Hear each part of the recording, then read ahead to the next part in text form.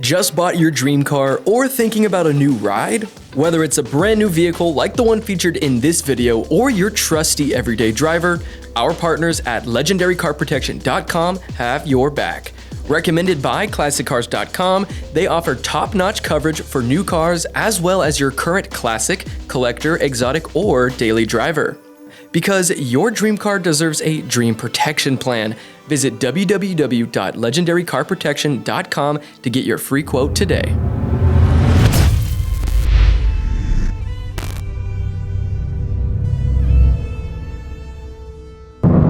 Hi everyone, I'm Derek Shakey with the Collector Car Network, and thank you for joining me in the 2025 Toyota GR Corolla Premium Plus. So you've probably noticed we're already starting this review off a little differently than all the other ones we've done before. Typically we just get right into the full review, but right now I'm going to give you my very first impressions of driving Toyota's hot hatch, because this is the first time I'm driving it. You know, I just got the keys to it today, so I'm taking it for a spin, and I just want to give you my initial impressions, and then later on in the video I'll get into the full review. Now, typically, you know, when I drive a press car for the first time, you know, I have strong feelings about certain elements of the car, whether it's the power delivery or the styling or whatever. But I never like to fully commit to those for the entire review, because I found that over the course of the few days that I drive the car, a lot of those initial impressions change. You know, they might soften, they might get more intense, whatever the case is. But right now I'm just giving you my initial thoughts on this car, and then we'll see how those change in the full review. Just a little background on this car before I get into my initial impressions. I know a lot of build-up, but the GR Corolla is Toyota's all-out performance hatchback. They introduced it in 2023, if I remember correctly, but they've updated it significantly for 2025. And one of those big updates is this trim level, Premium Plus. So some of the things that adds are the bulging hood with the functional vents, a sub-radiator to cool the engine even more, and you got these matte black wheels. And then, you know, just the general GR Corolla treatment. You get that wide body look, and then the 3 exhaust outlets in the back. And those are connected to the 1.6 liter turbo i3 up front. Yeah, 3 cylinders. And it sounds like I think they're pushing a lot of boost, because even though it's 3 cylinders and it's under 2 liters, this thing generates 300 horsepower. And another update for 2025 was Toyota boosted the torque by 24 pound-feet. So 295 pound-feet of torque, 300 horsepower, paired with adjustable all-wheel drive. So there's 3 all-wheel drive modes that adjust the torque split front and rear based on your driving conditions and, you know, what you're trying to do with this car. As far as the suspension, Toyota also adjusted that for 2025. They took this car to the Fuji Speedway to dial it all in. So they adjusted some of the hardware, tweaked the setup there.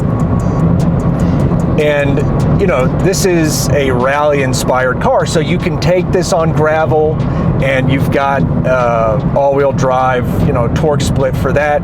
You can take it on the track, or you can take it on the road, of course.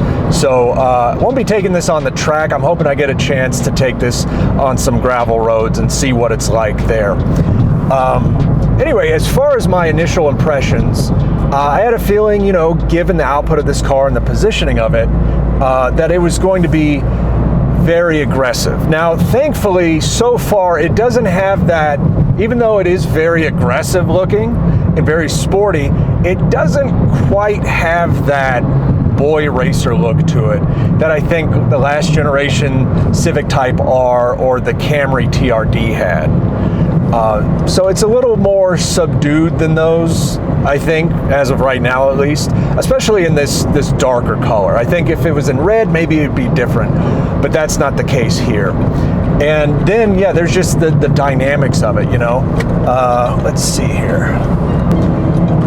It pulls pretty strong even in the higher gears. Yeah, plenty of torque for a small package like this.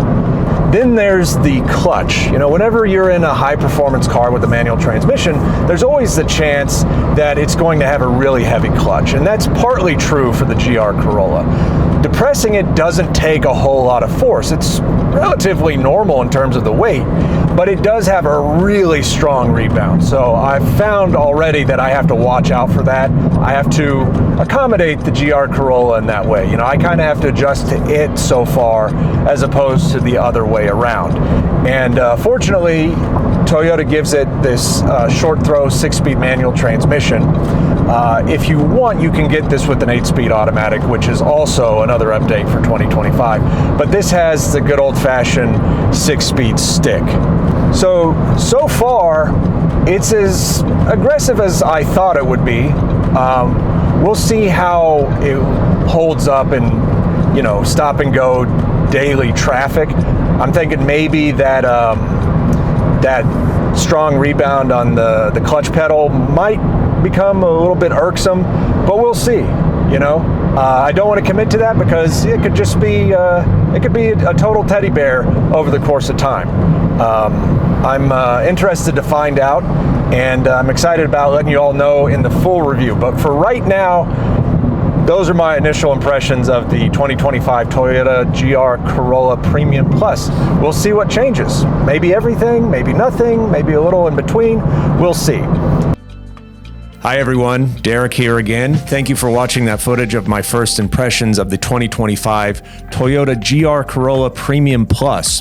So after we shot that video, I spent a few days zipping around town in it, and my initial impressions didn't really change all that much, but it took me a while to figure out what exactly the GR Corolla is as a whole. One of the common complaints about Toyota has been that they make bland, boring appliances instead of exciting cars.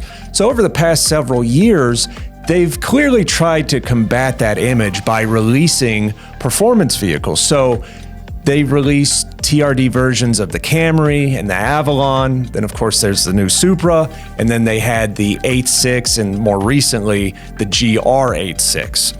A few years ago, they decided they were going to add a hatchback to their GR Gazoo Racing line of vehicles, and they were not messing around. What they came up with was a hot hatch with a special 3-cylinder engine with 300 horsepower, a 6-speed stick, and all-wheel drive with limited slip differentials at the front and back. For 2025, the GR Corolla gets a variety of updates. For instance, it gets a new trim level, and then there are also functional and cosmetic upgrades that include a new 8-speed automatic and more torque. Prices for the 2025 GR Corolla start at just below $39,000. My Premium Plus test car had a base price of $45,515. After Toyota added the optional heavy metal paint job and a few other small accessories, the as-tested price went up to $47,603. Now, what do you get for that kind of money? Let's take a closer look. All GR Corollas come with flared fenders, side vents, a roof spoiler, and on certain models, a sub-radiator. There's also a redesigned front bumper that's got room for the intercooler, radiator, brake ducts, and on certain models, a sub-radiator.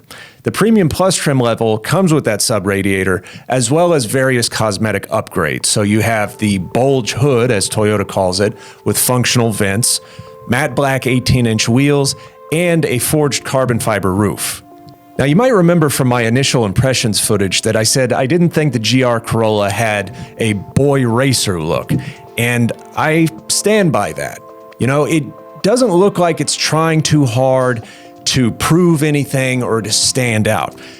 Now, I must admit, I think part of that comes from the fact that it was in that heavy metal paint job. It's, you know, pretty low-key, subdued. I mean, as subdued as a 300 horsepower hot hatch can be, but I think that neutral really toned it down. I might have changed my mind if I'd seen it in supersonic red. Then there are upgrades to the GR Corolla that are a little harder to see. During testing at the Fuji International Speedway, Toyota discovered that they needed to make some alterations to the suspension. So they tweaked it, and now the GR Corolla has less inner wheel lift at the front end during hard cornering. It also has better contact with the road at the rear end, as well as less squat under acceleration. Speaking of acceleration, I was pleasantly surprised to learn that Toyota upped the amount of grunt under the hood of the GR Corolla. As before, the turbo 1.6-liter three-cylinder engine generates 300 horsepower, but torque is up significantly from 273 to 295 pound-feet across a smaller range with a lower peak. Boost is up as well, so the PSI has gone up from 25.2 to 26.3 for 2025. As I mentioned earlier, an 8-speed automatic is a new option for the GR Corolla for 2025, but I'm not going to bore you with the details of that because the one that I tested had the 6-speed stick with rev matching. Even that got some revisions for 2025. So the clutch pedal now is snappier and more controllable on the rebound stroke. With the 6-speed stick, the GR Corolla is capable of returning 21 miles per gallon in the city, 28 on the highway, and 24 combined. That last figure, that 24 miles per gallon, was spot on for me and my colleagues because we put 332 miles on this car and we averaged 24.4. The name Premium Plus implies a certain level of luxury, but as you can tell from the outside of the GR Corolla, it actually makes it sportier. Inside, it adds something that Toyota calls Brin knob synthetic suede and leather upholstery with red stitching and GR logos on the headrests. I was initially concerned that the side bolsters were going to be a little too aggressive and uncomfortable, but I found they were perfectly livable, at least for a few days. When I was just commuting to and from the office, the GR Corolla's other features made it a more pleasant trip. In front of me, I had a GR leather-wrapped steering wheel. Behind that, I had a 12.3-inch digital gauge cluster.